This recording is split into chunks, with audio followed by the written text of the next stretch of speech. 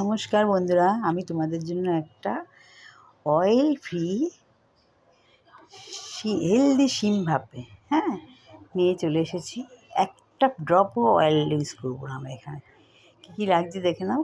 পোস্ত, সর্ষে, সাদা সর্ষে, পোস্তটা বেশি থাকবে 50 গ্রাম মতো, আর সর্ষেটা অল্প 10 গ্রামের মতো হলেই হবে। আচ্ছা, প্রথমে দেখো শিমগুলোকে আমি গোটা রাখবো, বড় বড় বড় করে কেটে রাখবো।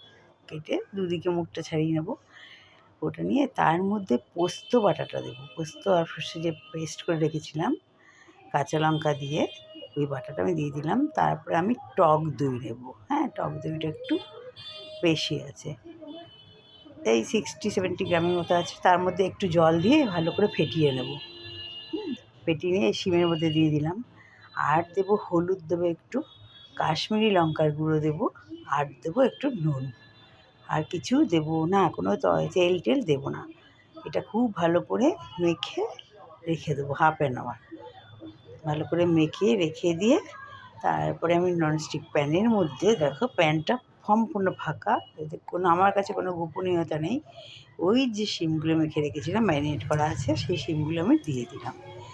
দিয়ে আর শিমগুলো দেওয়ার পর দেখবে গ্রেভিটা রয়েছে, পোস্ত দইয়ের যে গ্রেভিটা রয়েছে ওটা আমি ঢেলে দিলাম।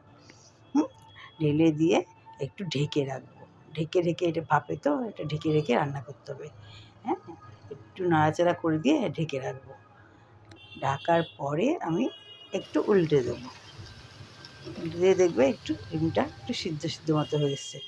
বাটি ধোয়ার জল তোমরা একটু দিয়ে দেবে, দেখো একটু সিদ্ধ মতো হয়ে এসছে। এইবার তারপরে আমি ওর মধ্যে আমি চিনি দেবো না, আমি দেবো একটু গুড় দেবো। আমি একটু গুড় দিয়ে ভালো করে নেড়ে, আর কিন্তু জল দেবো না, ওই যে বাটি ধোয়ার জলটা ওটাই দেবো। দিয়ে একটু গুড় দিয়েছি, দিয়ে ভালো করে ঢেকে রাখবে। ঢেকে রাখলেই দেখবে কি যা তোমার দেখো সেই কালারটাই চেঞ্জ হয়ে গেছে, আস্তে আস্তে আরও চেঞ্জ হয়ে যাবে। তো ঢেকে রাখবে, বেশি নাড়াচাড়া করবে না, দেখবে সিদ্ধ হয়ে গেছে। তারপরে একটু ধনেপাতা কুচি ছড়িয়ে দেবে, খুব ভালো লাগবে। তোমরা পারলে কাঁচা সর্ষের তেল ছড়িয়ে দিতে পারো, আমি দেইনি। একেবারে তেল ছাড়া রান্না, অপূর্ব তার আস্বাদ।